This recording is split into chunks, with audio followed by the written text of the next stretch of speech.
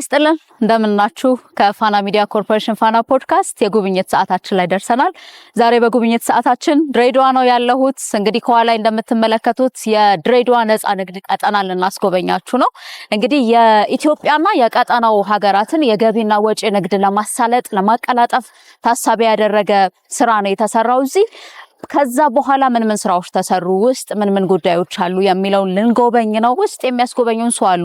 የድሬዳዋ ነፃ ንግድ ቀጠና ዋና ስራ አስኪያጅ አቶ አህመድ ረሻድ እየጠበቁን ነው። አብራችሁን ስለምትሆኑ በድጋሚ እናመሰግናለን። ከባልደረቦቼ ጋር ሳራ መኮንን አብሬ ቆያለሁ። ተከተሉ።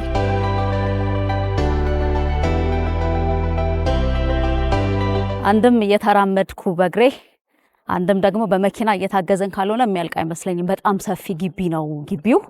እንዳልኳችሁ አቶ አህመድ እየጠበቁን ነው።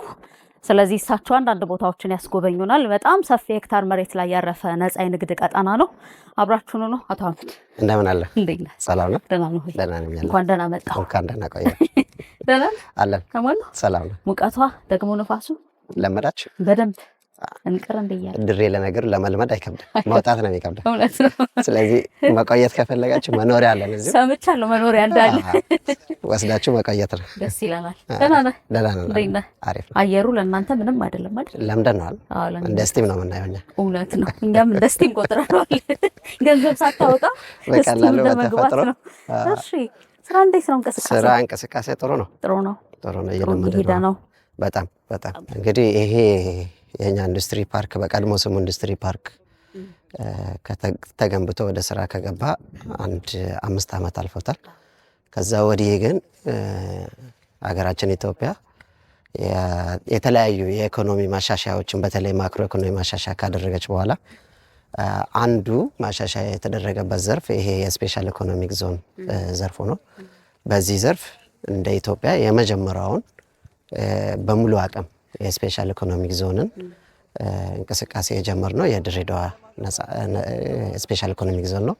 ይሄ ስፔሻል ኢኮኖሚክ ዞን ቀድሞ ኢንዱስትሪ ፓርክ ሲያገለግል የነበረውን ዘርፉ ስለሚለያይ ኢንዱስትሪውና ፍሪ ትሬድ ዞኑ በተወሰነ መልኩ የስራ ባህሪው ስለሚለያይ 150 ሄክታር ቀደም ሲል አልምተን የነበረውን ፌዝዋን በሁለት በመክፈል እንደምታዩት የነዚህ አጥሮቹ ወደዚህ ያለው ከኔ በስተግራ ያለው የኢንዱስትሪ ፓርክ ማኑፋክቸሪንግ ብቻ የሚስተናገድበት፣ ከኔ በስተቀኝ የሚገኘው ደግሞ አዲሱ በኢትዮጵያ የመጀመሪያ የሆነውን የነፃ ንግድ ቀጠና እንቅስቃሴ የጀመርንበት ነው። ስለዚህ ወደ ውስጥ እየገባን እያንዳንዱ በጣም ጥሩ ማምረት የሚፈልግ ሰው ያመርታል። በዚህኛው በኩል ደግሞ ነፃ የንግድ ቀጠናውን መጠቀም የሚፈልግ ደግሞ ነፃ የንግድ ቀጠናውን ይጠቀማል ማለት ነው። በትክክል ግቢው በነገር ላይ በጣም ነው የሚያምረው። እነኚህ ቀያየ ነገሮች ድሬዳዋ ዛፍ ይባላል። ድሬዳዋን ውብ ነው በጣም አየሩንም በደንብ ነው የሚቀይረው ይመስለኛል። እኛ አካባቢ እንደምታየው ነፋሳማ ነው፣ የተለየ ነው። በርካታ ዛፎችን በዚህች ከተቋቋመ እስካሁን ሲተከሉ የነበረ ስለሆነ አየሩ ትንሽ ለየት ይላል። እንግዲህ ወደ እንትኑ ስመለስ የስፔሻል ኢኮኖሚክ ዞን አዋጅ ሲወጣ በሁለት በኩል ተከፍሎ ነው የወጣው። አንደኛው ባለ አንድ ዘርፍ የሚባል፣ ሁለተኛው ደግሞ ባለ ብዙ ዘርፍ የሚባል። ባለ አንድ ዘርፍ ስንል የትኛውም የኢኮኖሚ ሴክተር ግን አንዱን ዘርፍ ብቻ የሚያገለግል ኢንዱስትሪ ፓርክ ከሆነ ባለ አንድ ዘርፍ ስፔሻል ኢኮኖሚክ ዞን ይባላል። ይሄ ማለት ወይ አምራች ድርጅቶችን ብቻ አቅፎ የሚሰራ ወይ ደግሞ ሎጂስቲኩን ብቻ ወይ ትሬዶቹን ብቻ አቅፎ የሚሰራ ማለት ነው። እንግዲህ ከኢትዮጵያ አልፎ ለቀጣናው ሀገራት በጣም ትልቅ አስተዋጽኦ ይኖረዋል ተብሎ የተገነባ ነው፣ የተጀመረ ነው። ግን ምን እንቅስቃሴዎች ኖሩበት አሁን እስካሁን ባለው? ነፃ ንግድ ቀጠና ከጀመርን እንግዲህ ጠቅላይ ሚኒስትራችን ክቡር ዶክተር አብይ አህመድ መጥቶ የነፃ ንግድ ቀጠናውን ማስጀመሪያ መሰረተ ድንጋይ ካስቀመጡ ወዲህ በእኛ በ2012 አካባቢ መሰረተ ድንጋይ ያስቀመጡት። ከዛ ወዲህ ጀምሮ የተለያዩ ስራዎች ሲሰሩ ቆይቶ አምና ሚያዝያ ወር ሙሉ ኦፕሬሽን ውስጥ ገብተናል። በዚች ከአምና ጀምሮ እስከ አሁን ባለንበት ጊዜ ውስጥ ወደ 52 የሚጠጉ ባለሀብቶች ከሀገር ውስጥም ከውጭም፣ እነዚህ ባለሀብቶች እንግዲህ በቀጥታ ወደ ስራ ነው የተሰማሩት። ነፃ ንግድ ቀጠና በባህሪው ብዙም ግንባታ ሳያስፈልግ ብዙ ወጪም ሳያስፈልግ ባለሀብት ዛሬ ላይሰንሱን ጨርሶ ነገ ወደ ስራ መግባት ይችላል። ምክንያቱም ኦል አባውት ትሬድ ነው። ያ ስለሆነ በዛ መሰረት የመጀመሪያውን ኦፕሬሽን ሞሃን ፒኤልሲ የሚባል እንግዲህ እኛ እንደ ኢትዮጵያዊ ነው የምናያቸው። የህንድ ዜጋ ናቸው። አማርኛ አቀላጥፎ ይነገራሉ፣ ይጽፋሉ፣ ያነባሉ። እዚሁ የኖሩ ናቸውና እንደ ሀገራቸውም ያዩታል ኢትዮጵያን። እሱ ምንም ነገሮች መደላደል ሳይፈጠርለት የመጀመሪያውን ኦፕሬሽን በኋላ ስንሄድ ሳይቱን እናየዋለን። የመጀመሪያውን ኤልሲ ወደ ውጪ ፐርሚት ተከፍቶ ሞሃን የመጀመሪያ ያስገባው እሱ ነው። ሲወጣም እንደዛው የመጀመሪያ አስወጣ። ከዛ በኋላ የተቀሩት ባለሀብቶች እየተቀላቀሉን ዛሬ ላይ 54 አካባቢ ደርሰናል። ሁሉም ወደ ኦፕሬሽን ገብቷል። ይሄ ነፃ ንግድ ቀጠና እንደ ሀገር እንግዲህ ብዙ ነገር አሳክቷል። በጣም ጥሩ ለውጥ ነው። እንደተባለው ከአንድ የጀመረ 50 በላይ የሆኑ ነጋዴዎች ወይ ባለሀብቶች እንዲንቀሳቀሱበት እየተደረገ ነው። የትኛው ጋር እንጀምር? ከየት ነው እንግዲህ? እኛ ከጀመርንበት እንጀምራለን። የመጀመሪያ ኦፕሬሽን ከጀመርንበት፣ ከዛ የሞሃን ቅድም ያነሳውልሽ ከዛ እንጀምርና ሌሎችም እንግዲህ ሁሉም ሳይቶች ላይ እየዞርን ምን አይነት እቃዎች አሉ፣ እንዴት እየተሰራ ነው፣ አሰራሩ ምን ይመስላል የሚለውን እንቃኛለን። እንደው በጣም ጥሩ እየተማረን እንሰራለን፣ እየሰራን እንማራለን። በጣም ጥሩ ሞቶ ነው። ስለዚህ ወደ መጀመሪያው እንሂድና ከዛ ደግሞ ወደ ሌሎቹ እንዳልከው እንሄዳለን።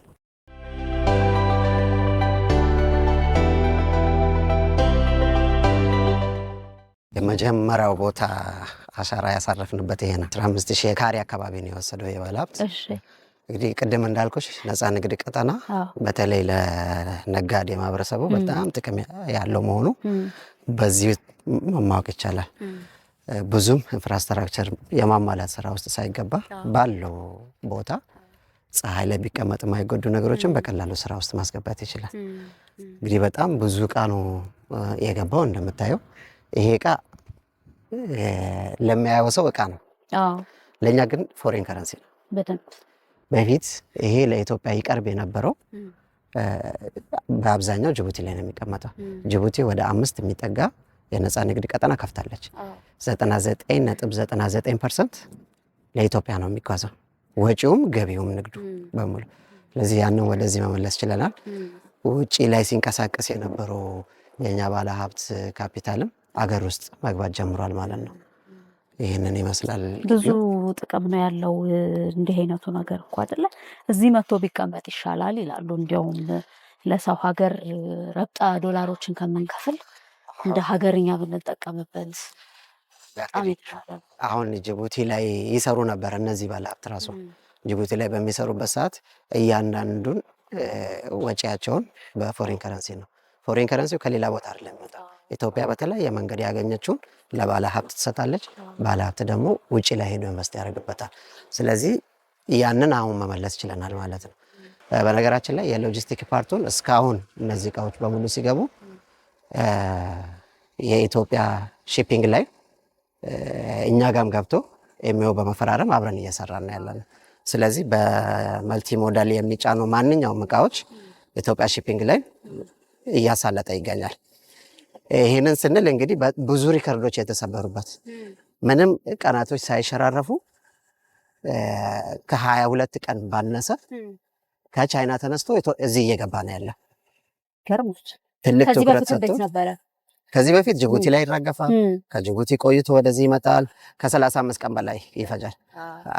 የኢምፖርት ልምድ ያለውን ባለሀብት ብጠይቃቸው አብዛኛው 35 ቀን ነው የሚነግሩሽ። ዛሬ ላይ እንግዲህ ወደ 22 ቀን እያጠበብን ነው ማለት ነው። ምንም አይነት ፖርት ዛሬ ገባ ነገ ተጭኖ እዚህ ነው የሚመጣው። ምንም አይነት መጉላላቶች የሉትም ማለት ነው። ይሄ እንግዲህ በአጭር ጊዜ ውስጥ ተገንብቶ ወደ ስራ የገባ መጋዘን ነው። ባለሀብቱ እንደዚህ አይነት 2 ገንብቷል። ቀጣይ ደግሞ የሚገነባቸው አሉ። ሌሎቹን ደግሞ እናያቸዋለን። አብራችሁን ስለምትሆኑ አሁንም እናመሰግናለን። ወደ ሌሎች ቦታዎች እንሄዳለን። ተከተሉ።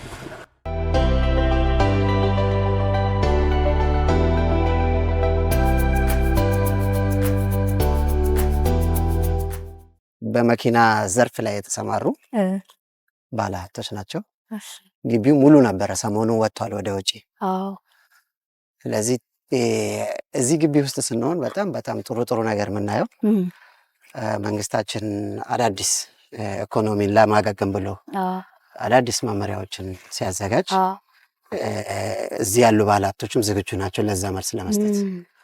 ስለዚህ በነዳጅ እጦት ምክንያት አሁን ወደ ኤሌክትሪክ እንድንገባ በተባለው መሰረት ከጫኑት 80% በላይ መኪኖች ኤሌክትሪክ ነው። በጣም አሪፍ። አንደኛ ገበያም አለው፣ ሁለተኛ የመንግስትን ፖሊሲ መከተል አስፈላጊ ነው። ያንን መሰረት አድርጎ ሞሪዛ ይባላል ይሄ ድርጅት። አብዛኛውን የሎካል ማርኬት ላይ አዲስ አበባ ላይ ነው ማዕከል አድርጎ የሚሸጠው። በራሱ ያመጣል፣ በራሱ ወደ ውጭ ያወጣል፣ እዛ ወስዶ ደግሞ ይሸጣል ማለት ነው። በጣም ጥሩ፣ በጣም ጥሩ። ስለዚህ በአንድ ድንጋይ ሁለት ወፍ እንደማለት ነው። አንድም መኪኖቹ ያስፈልጋሉ፣ አንድም ደግሞ የኢቪ ወይም እነኚህ የኤሌክትሪክ ካር የሚባሉት የኤሌክትሪክ ተሽከርካሪዎቹ ደግሞ አሁን ሀገር ከጀመረችው የአረንጓዴ ኢኮኖሚ ታዳሽ ኃይል እንዲህ አይነት ሀሳቦች ጋር በደንብ የሚጣጣም ነው የሚሆነውና ይሄ ለራሱ አንድ ትልቅ ስራ ነው የሚሰራው። ስለዚህ ብዙ ነገር የሚሰራበት ይሆናል ማለት ነው። በትክክል ብዙ ባለሀብት አሁን ወደ ነፃ ንግድ ቀጠና ኑና ኢንቨስት አድርጉ ብለን ጥሪ ስናደርግላቸው ትልቅ መሰረተ ልማት ትልቅ ካፒታል የሚፈልግ ይመስላችኋል። ትሬድ እና ሎጂስቲክስ ስራው ኔትወርክ የሚፈልግ ስራ።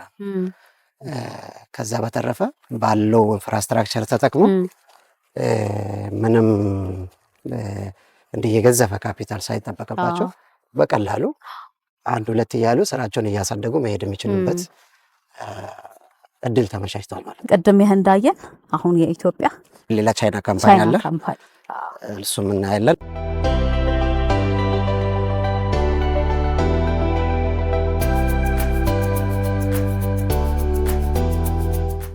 እንግዲህ አሁን የምንገኝበት የቻይና ኢንቨስተር ድርጅት ነው።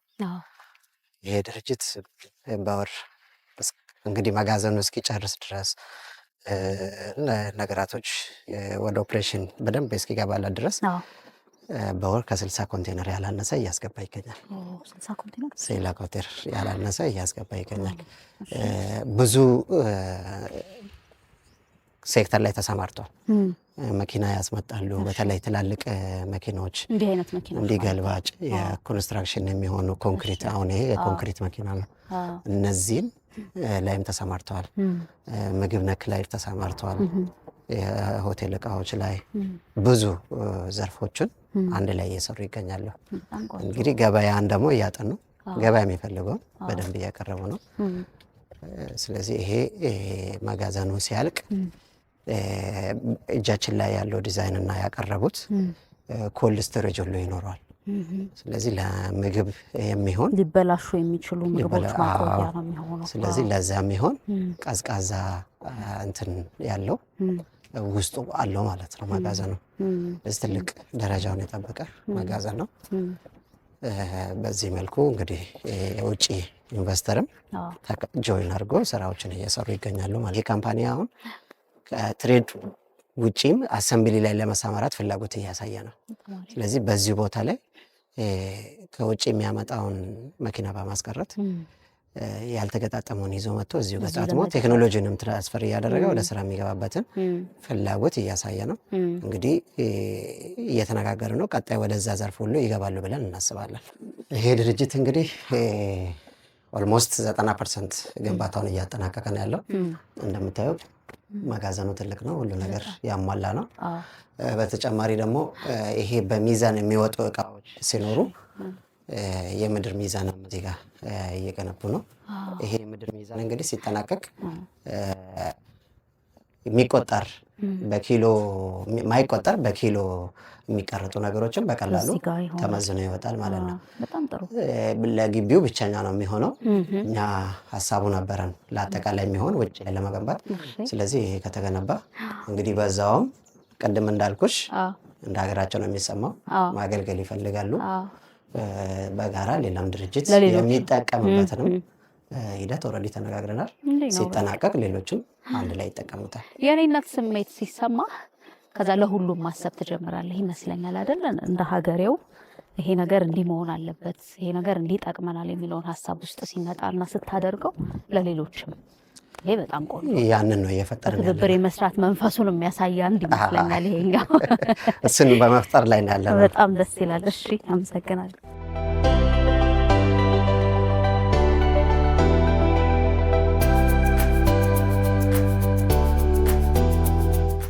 ከፋና ሚዲያ ኮርፖሬሽን ፋና ፖድካስት ድሬዳዋ ነጻ ንግድ ቀጠናን እየጎበኘን ነው ያለነው። አሁን ደግሞ እዚህ ዌርሃውስ ውስጥ መጋዘን ውስጥ እገኛለሁኝ። የአስተዳደሩ ከፍተኛ ባለሙያ ጋር ቆይታ እናደርጋለን። አቶ ውብሸት እየጠበቁኝ ነው። እንዲህ መሰል 4 እና ከዚያ በላይ መጋዘኖች እንዳሉ ሰምተናል። እንደምትመለከቱት በጣም ብዙ አይነት እቃዎች ናቸው ያሉት። ምን እቃዎች በእንዲህ መልኩ ይቀመጣሉ የሚሉትና ሌሎች ሀሳቦችን እያነሳን ነው ቆይታ የምናደርገው። አብራችሁን ስለሆናችሁ በድጋሚ በጣም እናመሰግናለን። አቶ ውብሸት እንደምን አለ? ሰላም ነው? ሁሉ ሰላም አለን። እግዚአብሔር ይመስገን። ስራ ጥሩ ቆንጆ ነው፣ እግዚአብሔር ይመስገን። እሺ፣ ስለ መጋዘኖቹ ጥቂት ለማለት ሞከርኩ፣ ግን ብዙ አንተ እንድትለው እነኚህ መጋዘኖች ይሄ 5500 ካሬ ላይ ያረፈ መጋዘን ነው። እሺ፣ እንደዚህ አይነት ተመሳሳይ 3 መጋዘኖች አሉ በ5500 ደረጃ በነፃ ንግድ ቀጠና ውስጥ የተካተቱ። እሺ፣ ከዛ ውጪ ደግሞ 3000 ካሬ የሚሆኑ 4 አይነት መጋዘኖች አሉ። ከ5500 ይሄኛው ለባለ ሀብቱ በትብብር መልክ አቀርበንላቸው እያንዳንዳቸው ኢምፖርት የሚያደርጉትን ፕሮዳክት ግንባታቸው እስኪጠናቀቅ ድረስ በማሰብ የነሱን እቃ እዚህ እናስቀምጥላቸዋለን። በጋራ እናስተዳድራለን። ለፀሐይ ለዝናብ መጋለጥ የሌለባቸውን ንብረቶቻቸውን በሙሉ እዚህ ነው የምናስገባላቸው። እንደምታዩ ብዙ አይነት እቃዎች አሉ። እነኚህ የሚገጣጠሙ መኪኖች ናቸው። ወደ ጋዝ የሚቀየሩ መኪኖች ተብሎ ነው የመጡት።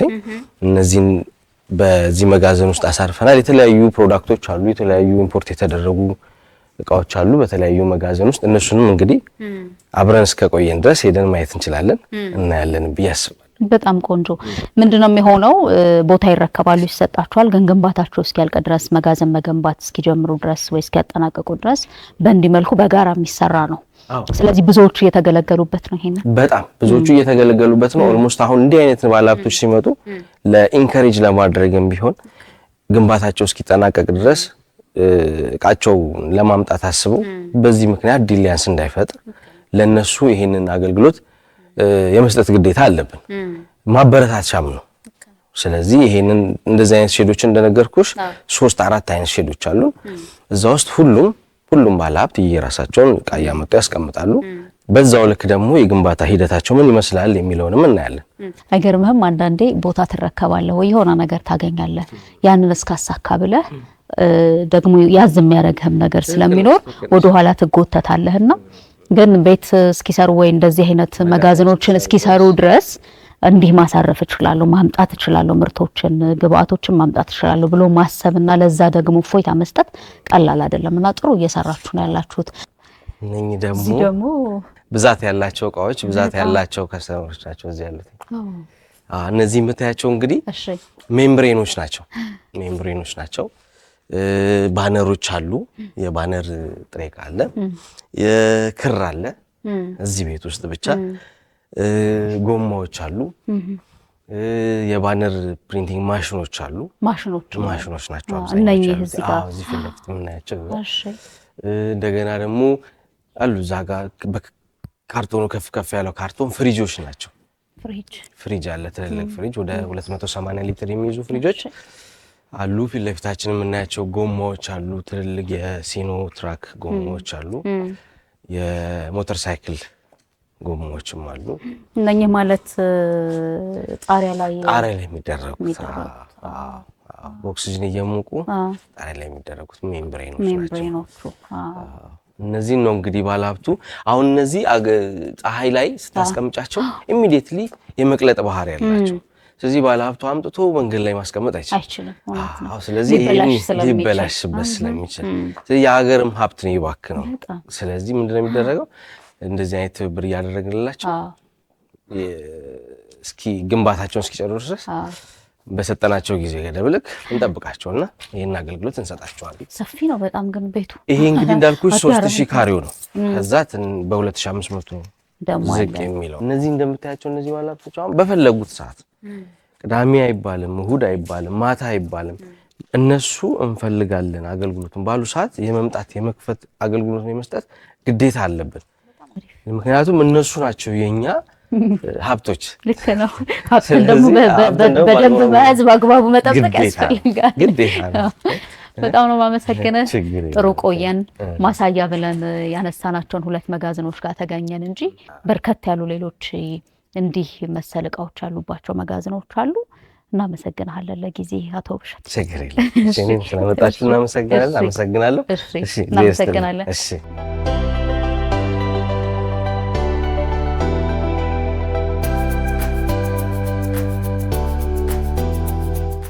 እንዴት ነው ቆይታ? በጣም ጥሩ። በደንብ ጎበኘን፣ ወደ መጋዘኖቹ ሄደን እንዲህ ግቢውንም ለመቃኘት ሞከረን። አንተ እንግዶች ጋር ስለነበር ክፋታ አንስተብኝ። አዲስ ኢንቨስተር መጥቶ እንግዲህ የኛ ስራ እንደዚህ ነው። በመሀል ኢንቨስተር ሲመጣ አይ በደንብ ፋታ እንሰጣል። ያስቆበኛል ነበር ለዛ ነው። ጥሩ። ይሄ ሙሉ ግቢውን የምንቆጣጠርበት ቅድም አንተ ስታስጎበኘኝም እንዲሁ ደግሞ ከአቶ ብሸት ጋርም ቆይታ እያደረኩኝ ሲያሳስበኝ የነበረው ወይንም ደግሞ በጠይቅ ብዬ ሳስበ የነበረው እንዴት ነው ይሄንን ሰፊ ግቢ የሚቆጣጠሩት የሚለው ነበርና እዚህ ጋር ደግሞ በደንብ ግልጽ ሆናለኝ። እስካሁን እርምጃዎቼ እየተቆጠሩ እንደነበር ነው ያየሁት።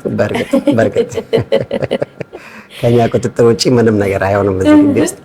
ያው እንደምታዩ ይሄ ትልቅ ኢንቨስትመንት የወጣበት ሴኩሪቲ፣ ዘመናዊ ሴኩሪቲ ስራ የምንከታተልበት ነው። ትላልቅ ከ10 ኪሎ ሜትር ጀምሮ 5 ኪሎ ሜትር እያለ እስከ 1 ኪሎ ሜትር ድረስ የሚቀርጹ በርካታ ካሜራዎች አሉ። በነዛ ካሜራ በሲሲቲቪ አጠቃላይ 24ቱንም ሰዓት 7ቱንም ቀን የሚሰሩ ባለሙያዎች አሉ በሽፍት ማታን ጨምሮ። ስለዚህ ይህን ነገር ሀፕን ቢያደርግ ከዚህ ምልክት ይሰጣቸዋል። ይሄ ወደ ሰው ኃይሉ መልእክት ያስተላልፋል ማለት ነው። ሰው ኃይሉ ደግሞ በሁለት የተለያዩ ድርጅቶች የሚሰሩ ናቸው። አንደኛው የኮሜርሻል ኖሚኒስ 116 ሰው ኃይል ያለው ዙሪያውን በ12 ማማ ላይ ተሰማርቶ የሚሰራ የሰው ኃይል አለን።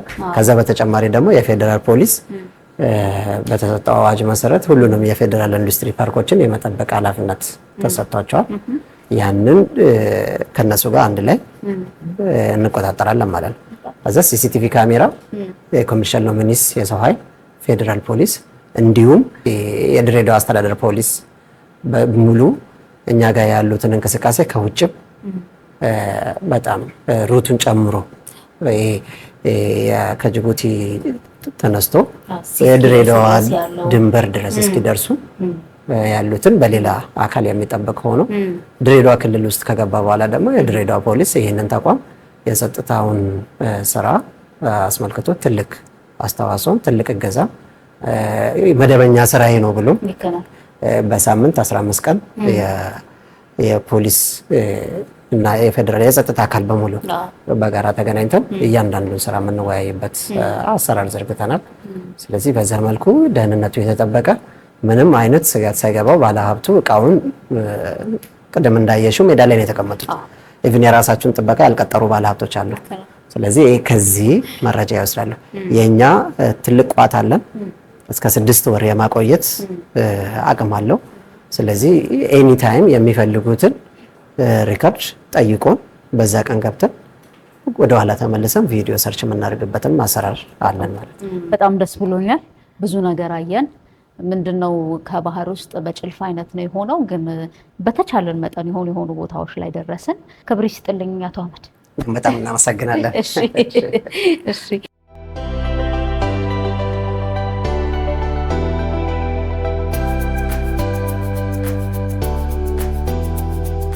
ቀደም ብሎ እንግዲህ የድሬዳዋ ነፃ ንግድ ቀጠናን አስጎበኛናችሁ፣ በደንብ ተዘዋዙረን አየነው። አሁን ደግሞ ስለ ነፃ ንግድ ቀጠናው አንዳንድ ሀሳቦችን ልናነሳ በኢንዱስትሪ ፓርኮች ልማት ኮርፖሬሽን ግቢ ውስጥ ተገኝቻለሁ። የኢንዱስትሪ ፓርኮች ልማት ኮርፖሬሽን ምክትል ስራ አስፈጻሚ አቶ ፍጹም ከተማ ጋር ጥቂት ቆይታ እናደርጋለን። የድሬዳዋውን ይዘን እዚህ ተገናኝተናል። አብራችሁ እንድትሆኑ አሁንም እንጠይቃችኋለን። ጤና ይስጥልን። እንኳን ደህና መጣሁ ነው የሚባለው አይደል? ልክ ነው። እንኳን ደህና መጣሽ የኢንዱስትሪ ፓርኮች ልማት ኮርፖሬሽን። በጣም አመሰግናለሁ። ድሬዳዋ በጣም የተለየ ጊዜ ነበረ። ጥሩ ስራ የተሰራበት፣ የእውነት እንደ ሀገር የኮራንበት፣ በግለሰብ እንደ ግል በጣም ደስ ያለኝ ስራ አይቼ ነው የመጣሁት እና አንዳንድ ሀሳቦችን ብናነሳ ከእርሶ ጋር ብዬ ነው። እርሶ እንዳልል ወደ አንተ እንድቀይር ቀደም ብሎ ተነጋግረናል እና ተመልካቹም አድማጩም ይወቅልኝ ነው። ይሄኛውን ጥያቄ ላስቀድም። የነፃ ንግድ ቀጠናው ከሌሎቹ በኢንዱስትሪ ፓርኮች ልማት ኮርፖሬሽን ስር ከሚተዳደሩት ምን ለየት ያደርገዋል? እሺ በጣም ጥሩ። እንግዲህ የድሬዳዋ ልዩ ኢኮኖሚ ዞን ነው የምንለው። ሌሎቹም ሐዋሳ፣ ኮምቦልቻ፣ ሁሉም ሀገር ላይ በተለይ በእኛ ኮርፖሬሽን የሚተዳደሩ 14 ያህል ልዩ ኢኮኖሚ ዞኖች አሉ። ከ14ቱ ልዩ ኢኮኖሚ ዞን ለአሁን ለየት ብሎ ያለው የድሬዳዋ ልዩ ኢኮኖሚ ዞን ነው። ሌሎቹ የባለብዙ ዘርፍ ልዩ ኢኮኖሚ ዞን ተብሎ ዴዚግኔት የተደረገ ነው። ያ ምንድን ነው? የተለያዩ ሴክተሮች ኢኮኖሚክ አክቲቪቲዎችን አንድ ቦታ ላይ አንድ ኮምፓውንድ ላይ የሚካሄድበት ማለት ነው። ሌሎቹ እስካሁን ያሉት ልዩ ኢኮኖሚ ዞኖች አንድ አይነት ሴክተር ላይ የተሰማሩ ናቸው። ለምሳሌ አሁን ያለንበት ቂሊንጦን ከወሰድን ፋርማሲካል ሴክተር ላይ፣ ሌሎቹም በተመሳሳይ ሆኖ ማኑፋክቸሪንግ ላይ ፎከስ ያደረጉ ናቸው። የድሬዳዋ ልዩ ኢኮኖሚ ዞን ግን ማኑፋክቸሪንጉንም የነፃ ንግድ ቀጠናንም ይዞ እየሰራ ያለው ወደፊት ደግሞ የሎጂስቲክ ፓርክ የቴክኖሎጂ ፓርክ እየተባለ አንድ ኮምፓውንድ ውስጥ ብዙ የኢኮኖሚክ አክቲቪቲ የሚካሄድበት ነው። ለዚህ ድሬዳዋ ላይ ማኑፋክቸሪንግ ላይ የተሰማራ ዘርፍ አለ። በሌላው መልኩ ደግሞ የንግድን ከማሳለጥ አንጻር የድሬዳዋ ነፃ ንግድ ቀጠና ብለን የምንጠራው በቅርቡ የጀመርነው ራሱን ችሎ ደግሞ ኦፕሬት እየተደረገ ያለ ነው። በጣም ብዙ ስራዎች እየተሰሩ እንደሆነ ተመልክተናል። ተመልካቹም እየተከተለን ስለመጣ ያንን አይቷል ብዬ አስባለሁኝ። ምናልባት ግን ከሀገር ኢኮኖሚ አንጻር ያለውን ፋይዳ እናንሳ እስኪ። እንግዲህ አሁን እንደ ሀገር የተያዘው በየሴክተሩ በተለይ ሉዓላዊነትን ከማስጠበቅ አንጻር በየሴክተሩ የሴክተር ሉዓላዊነት እየተፈጠረ ነው። ጤና ላይ ለጤና ግብዓት የሆኑ እቃዎች ሀገር ውስጥ የሚመረትበት፣ በጋርመንቱ በተመሳሳይ በግብርናው ህዝባችንን ሊመግብ ከዛ ተርፎ ኤክስፖርት ሊደረግ የሚችል እያልን በየሴክተሩ ብዙ ምርታዎች እየመጡ ነው። በኢንዱስትሪው ዘርፍ አሁን እየተጀመረ ያለው በተለይ በፊት ኤክስፖርት ብቻ እያልን ሊሚት አድርገን የነበር ነው። አሁን ለሀገር ውስጥ ገበያን በማቅረብ ከውጭ የምናመጣቸው ምርቶች እዚሁ የመተካት ከምንለብሳቸው ከምንበላቸው ጀምሮ ማለት ነው። እሱ በኢንዱስትሪው እየተሄደበት ያለን። በነፃ ንግድ ቀጠና ደግሞ ንግድ ነው የሚሳለጠው። እንደምታውቁት ደግሞ የኢትዮጵያ የገቢና ወጪ ንግድ ሙሉ ለሙሉ በሚባል መልኩ ጅቡቲ ላይ የተንጠለጠለ ነው። 95% በላይ የሆነው ወደ ኢትዮጵያ የሚገባ ማንኛውም ፕሮዳክት በጅቡቲ ፖርት በኩል ነው የሚመጣው። በጅቡቲ ፖርት በኩል መምጣቱ ችግር ላይኖረው ይችላል፣ አይኖረውምም፣ ወደፊትም ይመጣል። ኦፍኮርስ እኛ የራሳችን የባህር በር ሲኖረን ደግሞ አማራጭ እንፈጥራለን። ግን ጅቡቲ ላይ ያለው ጥገኝነት ሜይንሊ ያለው ምንድነው? ፖርት ከየትኛውም ሀገር ጋር ጎረቤት ሀገር ያሉ ፖርት ጋር ተከራይተሽ ልትሰሪ ትችላለሽ። ከፖርቱ ባለፈ ግን ወደ ኢትዮጵያ የሚመጡ ማንኛውም እቃዎች ከፖርት ወጥተው ጅቡቲ ውስጥ ያሉ ነፃ ንግድ ቀጠና ላይ ተከማችተው እኛ ሀገር ያሉ ነጋዴዎች ከጅቡቲ ነፃ ንግድ ቀጠና ነው እቃ እያመጡ እዚህ ለማህበረሰቡ እያከፋፈሉ ያሉት። ይሄ እንግዲህ በተለይ ሀገር ሉዓላዊነት ላይ ብዙ ጥያቄ ያስነሳል። አንደኛው እንደ ሀገር ባለፉት ዓመታት እንደ መንግስት ሲሰራበት የነበረው የኢንፍሌሽንን ከመቀነስ አንጻር ነው። ማህበረሰቡ ላይ እየፈጠረ ያለውን ጫና ኢንፍሌሽንን ኮንትሮል የምናደርግበት አንዱ ቤዚክ የምንላቸውን ምርቶች ሀገር ውስጥ ማከማቸት መቻል ማለት ነው። በተፈለገ ጊዜ አቬለብል እንዲሆኑ ማድረግ። ሌላ ሀገር ላይ ምርት አስቀምጦ በየጊዜው በሚፈጠረው የዋጋ ንረትና ባለ ቢሮክራሲ በመጫን በማውረድ ጅቡቲ ውስጥ በሚፈጠሩ የተለያዩ አድሚኒስትሬቲቭ መሰናክሎች ዋጋ እየጨመረ ይመጣል። ነጋዴውም ከጅቡቲ ሄዶ ገዝቶ ሲያመጣው ማህበረሰቡ ላይ የዋጋ ንረትን ያስከስታል ማለት ነው። ይህንን የዋጋ ንረት አንደኛ ኮንትሮል የምናደርገው ምርቶቻችንን እኛው ሀገር ውስጥ ስቶር ማድረግ፣ ለምንፈልገው ፐርፐዝ ማዋል እና ደግሞ ኮስቱን መቀነስ ስንችል ነው። ከፖርት ቀጥታ ኢትዮጵያ የሚገባበትን መሰረተ ልማት አስተሳሰብ መገንባት ስንችል ማለት ነው። ያ ማለት ምንድነው? ከፖርት ወደ ጅቡቲ ፍሪ ዞን የሚሄደውን በመቀነስ የተወሰነውን ቀጥታ ወደ ድሬዳዋ ፍሪ ዞን በማምጣት ከፖርት ወርዶ ተጭኖ ፍሪ ዞን ሄዶ ደግሞ ተራግፎ ከዛ ደግሞ ወደ ኢትዮጵያ ሲመጣ ተጭኖ እዚህ መጥቶ ተራግፎ ምናልባትም ከእቃው ቫሊዩ በላይ ይሄ ሎጂስቲክስ፣ ትራንስፖርቴሽን፣ ቢሮክራሲ እዛ ደግሞ የዴመሬጅ የምናምን እየተባለ የሚጫኑ ገንዘቦች ከእቃው በላይ ዋጋ ያወጡና እዚህ ማህበረሰባችን ላይ የኢኮኖሚ ጫና ያመጣሉ ማለት። እሱን የመቀነስ ስራ ነው አሁን ድሬዳዋ ላይ እየተሰራ ያለው። ከጀመርን ገና እንግዲህ 1 ዓመት ነው ኦፕሬሽን ላይ። በርከት ያሉ ነጋዴዎች አሁን አንቺም እንዳየሽው በአካል ይህንን አገልግሎት እየተጠቀሙ ነው። ቀጥታ ከሚያመርቱበት ወይ ከሚገዙበት ከተለያዩ የዓለማችን ሀገር እቃ አስጭነው ከጅቡቲ የምንበለው ከበርበራ ፖርት የምንበል ከየትኛውም ፖርት ቀጥታ የትኛውም ፍሪ ዞን ሳይገባ ድሬዳዋ ፍሪ ዞን ላይ የሚራገፍበት ስቶር የሚደረግበት ማርኬቱ ሲፈልገው ያለምንም ዲዩቲ ያለምንም ቀረጥ ሳይከፈል ተከማችቶ ማርኬቱ ሲፈልገው ግን ከዛ እየወጣ ወደ ማህበረሰቡ የሚበተንበት ነው አንደኛው። ሁለተኛው የተለያዩ ደግሞ በልክ መጥቶ ደግሞ ማህበረሰቡ በሚፈልገው ሳይዝ ደግሞ ተከፋፍሎ ከእንደገና ተበትኖ ከእንደገና ታሽጎ ለሀገር ውስጥ ገበያ ኤክስፖርት የሚደረግበት ነው። እንግዲህ ጅቡቲ ፍሪ ዞን ድሬዳዋ ፍሪ ዞን ማለት ኢትዮጵያ ውስጥ ያለች ግን ሌላ ሀገር ማለት ነው። ለፍሪ ዞኑ ራሱን የቻለ ህግ የህግ ማዕቀፍ የወጣለት ሌላ ቴሪተሪ ማለት ነው። ዘሞመንት እቃው ከፍሪ ዞኑ ወጥቶ ወደ ኢትዮጵያ ላንድ ሲወጣ ነው የኢትዮጵያ ህግ ኢምፕሊመንት የሚደረገው ማለት ነውና ትልቁ እፎይታ ለነጋዴዎች የፈለጉትን አይነት እቃ በልክ አዘው አስጭነው አምጥተው ድሬዳዋ ፍሪ ዞን አራግፈው ሸጠው ከግቢ ሲወጣ ብቻ ነው ዲዩቲ የሚከፈለው። እስከዛ ድረስ ግን ለፈለጉት ጊዜ እቃዎችን ማከማቸት በትኖ ከእንደገና በትንንሽ በትልልቅ ማድረግ ፓኬጂንግ ስራዎችን መስራት ቫሊዩ አዲሽን ስራዎችን መስራት የተወሰነው ፓርት ያላለቀ እቃ ከውጭ አምጥተው ከሀገር ውስጥ ደግሞ ጥሬ እቃ ሌላ ነገር ጨምረውበት ወደ ኢትዮጵያ ኤክስፖርት የሚያደርጉበት አንድ ደግሞ አስፈላጊ ሲሆን ለጎረቤት ሀገር ሪኤክስፖርት የሚደረግበትም አሰራር ነው የተዘረጋውና ይሄ ቀጥታ ማህበረሰቡን ተጠቃሚ የሚያደርግ ትልቅ አስተሳሰብ ትልቅ ፕራክቲስ ነው። ኦፍኮርስ ሌላው ዓለም ላይ የተለመደ ነው። ብዙ ሀገራት ከብዙ ዓመታት በፊት ይህን ጀምረውታል። ለሀገራቸው ኢኮኖሚም ለጂዲፒም ትልቅ ኮንትሪቢዩሽን አለው። የእነዚህን ሀገራት ተሞክሮ ነው ቀምረን ሪሰንትሊ የጀመርነው በአጭር ጊዜ ውጤት መምጣት ችሏል ማለት ነው። በጣም ቆንጆ። እንደተባለው የባህር በር የሌላት ሀገር ወደብ የሌላት ሀገር የማትጠቀም ሀገር ጅቡቲ ላይ ምን ያህል ብር እየወጣ እንደሆነ ይታወቃል። እና እንዲህ አይነት አማራጮች ደግሞ የበለጠ ለኢኮኖሚው ገዛ ያደርጋሉ። ምኑን ፈለኩ ግን በዚህ መሀል ለጅቡቲ ቅርብ መሆኑ ደግሞ የተለየ ልዩ ያደርገዋል አይደለም? ድሬዳዋን ለምን መረጥን የሚለው እንግዲህ ኢትዮጵያ ሰፊ ሀገር ነች። እንደ ኮርፖሬሽን እንደ ሀገርም የመጀመሪያው ፍሪ ዞን ተብሎ ዴዚግኔት የተደረገው ድሬዳዋ ነው። እሱም ዝም ብሎ ከአምቢሽን ተነስቶ ሳይሆን በጥናት ነው። ኢንተርናሽናል ክራይቴሪያዎችን ሪፈር ተደርጎ ጥናት ተደርጎ አዋጭነቱ የመጀመሪያ አዋጭ ወይም ደግሞ ለምንፈልገው ዓላማ በፍጥነት እንድንገባ ይረዳናል ተብሎ የታመነው ድሬዳዋ ከተማ ነው።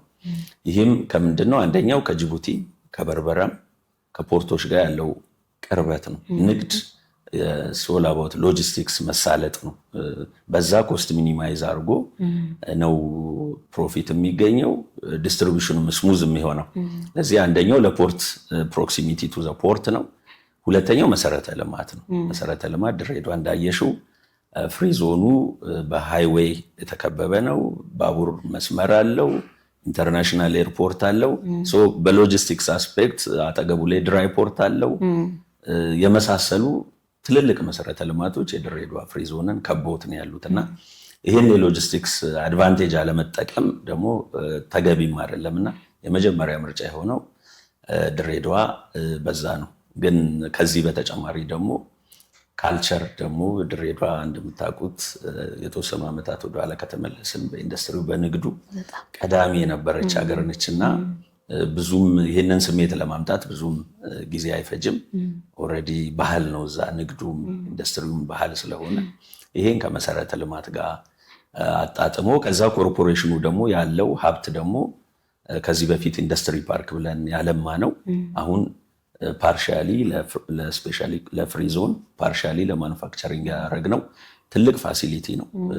በጣም ዘመናዊ ዓለም አቀፍ ደረጃውን የጠበቀ ነው። እሱ ነው ድሬዳዋን ደግሞ ከሁሉም ያስመረጣት። ኦፍኮርስ አሁን ሌሎችም በቅርቡ ገዳ እንደዚሁ ሁለተኛው ፍሪ ትሬድ ዞን ተብሎ ዴዚግኔት ተደርጓል። እኛም እንደ ኮርፖሬሽን የማስፋት እቅድ አለን። የምናሰፋው ግን ያሉንን ፓርኮች ታሳቢ በማድረግ ሳይሆን ከሎጂስቲክስ ከተለያዩ ክራይቴሪያ አንጻር አድቫንቴጅ የምናገኝባቸውን ቦታዎች አድርገን ወደፊትም እናሰፋለን። ለ130 ሚሊዮን ህዝብ እና ለሚጨምር ቁጥሩ ህዝብ 2 እና 3 ፍሪዞን በቂ አይደለም። በየኮሪደሩ ፍሪዞኑ ሲኖሩ ኢኮኖሚውን በአግባቡ መደገፍ ይችላል። ምን ያህል እየተጠቀምንበት ነው የውጭ ባለሀብቶችን በመሳቡ በኩል? እንግዲህ እኛ ሜይንሊ ፍሪ ዞኑን ስንጀምር መነሻ ብለን የጀመርነው የጅቡቲ ፍሪ ዞኖች ላይ 4 አክቲቭ የምንላቸው ትልልቅ ፍሪ ዞን አሉ። እዛ ላይ ኦፕሬት የሚያደርጉት ከ80% በላይ ኢትዮጵያን ናቸው። ኢትዮጵያን ይሄ እድል ይሄ ኦፖርቹኒቲ ኢትዮጵያ ውስጥ ስለሌለ ነው ጅቡቲ ሄደው ፍሪ ዞን ውስጥ ካምፓኒ ከፍተው እቃ እያመጡ ጅቡቲ እያከማቹ ከዛ ደግሞ እዚህ ላለ ካምፓኒያቸው እየሸጡ ያሉት። በዚህ ውስጥ ነው እንግዲህ ብዙ ብክነት እየተፈጠረ ያለውና አላማችን ኢትዮጵያውያኖች ናቸው፣ ሀገራቸው ነው። ምቹ ነገር ከፈጠረን እዚህ የማይሰሩበት ምክንያት የለም። የሌላ ሀገር ተሞክሮም ዓለም ተሞክሮም አለ። እነሱን ነው መጀመሪያ ሀሳብ ላይ። ከዛ ደግሞ ጎን ለጎን ደግሞ የውጭ ባለሀብቶችም እዚህ ላይ እንዲገቡ እንግዲህ ይሄን ከመደገፍ አንጻር እንደ ሀገር የወጡ የኢንቨስትመንት ህጎች የመሳሰሉ አሁን እየወጡ ሪፎርም እየተደረገ ስለሆነ እነሱ ደግሞ ሞር አሁን የውጭ ባለሀብቶቹ እንዲመጡ እያደረጓቸው በተለይ ችርቻሮ ላይ መሳተፍ የመሳሰሉ ነገሮች መፈቀዳቸው ራሱን የቻለ ኮንትሪቢዩሽን አለው። ግን አሁን ፍራቻ ነበረ ሲጀመር ፍሪ ዞኑ እውነት ትንሽ ከማኑፋክቸሪንጉ ኮምፕሊኬትድ ነው። ህግ የራሱ መውጣት አለበት፣ በጥንቃቄ ነው መመራት ያለበት። የህግ ማዕቀፎቹ በጣም በጥንቃቄ የሚታዩ ናቸው። ልምድ ይፈልጋል፣ ትረስት ይፈልጋል። ንግድ አይደል ከሆነ ቦታ አምጥተሽ አራግፈሽ ኔክስት ዴይ የሆነ የማያሰራ ነገር ቢመጣ ዳሜጁ ብዙ ነው እና የሆነ ትረስት ኮንፊደንስ መፍጠር ይፈልጋል ነጋዴው ማህበረሰብ ላይ። አምራቹ እንግዲህ ጊዜ ወስዶ እዚህ ቢሮ ሄዶ አስፈጽሞ ብዙ ፕሮሰስ አድርጎም ቻሌንጆቹን ሊፈታ ይችላል። ንግድ ግን በየ10 ደቂቃው የዋጋ ልዩነት ይኖረዋል። እሱን እምነት ይፈልጋልና እምነት ከመጣል አንጻር ፍርሃቶች ነበሩ። ግን መንግስት በሰጠው አቅጣጫ መሰረት ኢሚዲየትሊ የህግ ማዕቀፎች ከሌላ ሀገርም ተሞክሮ ተወስዶ በተቻለ መጠን ከሌላው ፍሌክሲብል የሆነ የተሻለ እንዲሆን መሰረተ ልማቱም ከሌላው የተሻለ እንዲሆን በተሰራው ስራ እውነትም ኦፕሬሽናል መሆን እንደሚችል ሲያውቁ ከህንድም ከቻይናም የተለያዩ ካምፓኒዎች አሁን ጆይን አድርገው እቃዎችን አምጥተው እዚህ እየሸጡ ነው ያሉትና ግን ስቲል ገና ብዙ ነጋዴዎች ድሬዳዋን በደንብ ይጠቀማሉ ብለን ብዙ ስራዎች እየሰራን ነው። ድሬዳዋ ውስጥ ያለው የምርት ያለ ይሄ ማምራችም ያለበት ነፃ ንግድ ቀጠናውም የተካተተበት ነው። ግን የሰው ኃይል ከስራ እድል ፈጠራ አንጻር ብናነሳ ደስ ይለኛል። በርከት ያለ የስራ እድል ኤክስፔክት ላናረግ እንችላለን። ጋርመንት ላይ አንድ ፋክተሪ ሼር ላይ 11000 ሜትር ስኩዌር ላይ 2000 ሰው ከዛ በላይ ሊቀጥር ይችላል። ይሄ ንግድ ነው። ሴክተሩ በሚፈልገው ልክ የስራ እድል እየፈጠረ ነው። እስካሁን ድሬዳዋ እንግዲህ ከ4000 በላይ ዜጎች ግቢ ውስጥ እየሰሩ ነው። ማኑፋክቸሪንጉ ላይም ፍሪ ዞኑ ላይም ግን ወደፊት እንዳልኩሽ አሁን ጅምር ነው፣ እያሰፋ ነው ያለውን ቦታ በቂ ስላልሆነ ኦልሞስት መጀመሪያ ላይ ፌዝ 1 ዴቨሎፕ ያደረግነው ሙሉ ኦኩፓየር ነው። አሁን ፌዝ 2 እያለማን ነው። እሱ ሲሆን ከፍተኛ የገበያ ትርምስ ነው የሚኖረው። ብዙ ካምፓኒዎች ይመጣሉ። ምናልባትም 600-700 ካምፓኒ ነጋዴዎች ኤክስፔክት እናደርጋለን ወደፊት። ያ ሲሆን ሁሉም የሚፈጥሩት የስራ እድል ዳይሬክት ጆብ ኦፖርቹኒቲው ትልቅ ነው የሚሆነው። ኢንዳይሬክትሊ ግን የሚፈጥረው ነገር ቀላል አይደለም። ያ ሁሉ ዕቃ መጥቶ አዲስ አበባም ሐዋሳም የትም ከተማ ሲሸጥ ለዚህ ሁሉ ነጋዴ የሚፈጥረው እድል፣ ያ ነጋዴ የሚፈጥረው የስራ እድል፣ እዛ የሚመጣው ከፍተኛ የሎጂስቲክስ እንቅስቃሴ፣ ሹፌሩ፣ ሁሉም ትራንዚተሩ የመሳሰለው ደግሞ ከተማው ላይ የሚፈጥረው ሌላ ተጨማሪ የስራ እድል ቀላል አይደለም። ለሆቴሎች፣ ለእንግዳ ማረፊያው፣ ለሁሉ ለሬስቶራንት፣ ለሁሉም ዘርፍ የሚፈጥረው የስራ እድል ቀላል የሚባል አይደለም። አሁንም እሱን ነው እያሳየን ያለው። ምናልባት ስራ ከጀመረ አሁን በተለይ ይህንን 1 ዓመት በደንብ እየተሰራበት እንደሆነ እያነሱልን ነበር። ምን ለውጥ አያችሁበት? ከዛ የመጨረሻው ጥያቄ አያይዞ ቢመልሱልኝ ደስ የሚለኝ ከዚህ በኋላ ያለው ተስፋ በእርሶ። እሺ፣ እኛ እንግዲህ ይሄ 1 ዓመት ዝም ብሎ ይሄ ውጤት ሰክሰስ ብቻ የምንጠብቅበት አይደለም። የምንማርበት፣ የምንፈተንበት፣ ለሚቀጥለው ዓመት መሻገሪያ የሚሆነን ነገር ሌሰን ወስደን የምንሄድበት ብለን የጀመርነው እና እንደውም ካሰብነው በላይ ትንሽ ፈጥኖልናል። ለዚህ ደግሞ ትልቁ ነገር የተቋማት ቅንጅት ነው። የመንግስት ተቋማት መቀናጀት ካልቻሉ፣ ንግድ ሲምለስ የሆነ ኮኦርዲኔሽን ከሌለ እንዳልኩሽ በ1 ደቂቃ በ10 ደቂቃ የሚፈጠረው አይታወቅም። ንግዱ ማህበረሰብ ላይ ዋጋው ላይ መሳሰሉና የተቋማት ቶሎ ብለው ወደ ሲስተም ውስጥ መግባት በጣም ጠቅሞናል በዚህ አጭር ጊዜ። ግን ስቲል ይቀራል።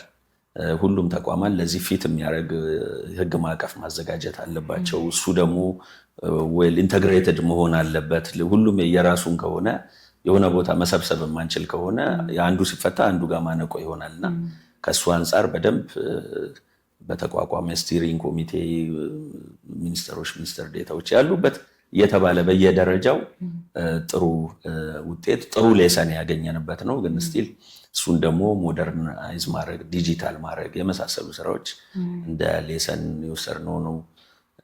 ከብሔራዊ ባንክ ከገንዘብ ሚኒስቴር ከመሳሰሉ የህግ ማሻሻያዎች በተለይ ጅቡቲ ላይ ዱባይ ላይ እነ ጀበል አሊ ላይ ያሉ አድቫንቴጆች ምንድን እሱን ቀምሮ ከሱ ያልተናነሰ ነገር እዚህ ማምጣት ላይ ንግድስ ኦል አባውት ቢዝነስ ስለሆነ ከባንክ ከቢዝነስ አሰራሮች ጋር የተገናኘ ነውና እሱን ከማዘመን አንፃር ብዙ ኤክሰርሳይሶች የተደረገበትና ችግሮች ሲኖሩ ግን ባለሀብቶቹ ቀድሞ መግባታቸው የጠቀመን ችግሮቹን ሲያመጡ ኢሚዲየትሊ ለዛ ችግር መፍትሄ የሚሰጥ አሰራር ዘርግተን ነው እየሄድን ያለነውና ባለሀብቶቹ ጠቅመውናል። በተለይ ልምድ ያላቸው ቀድሞ ስለመጡ ከነሱ ነው ስንማር የነበረው።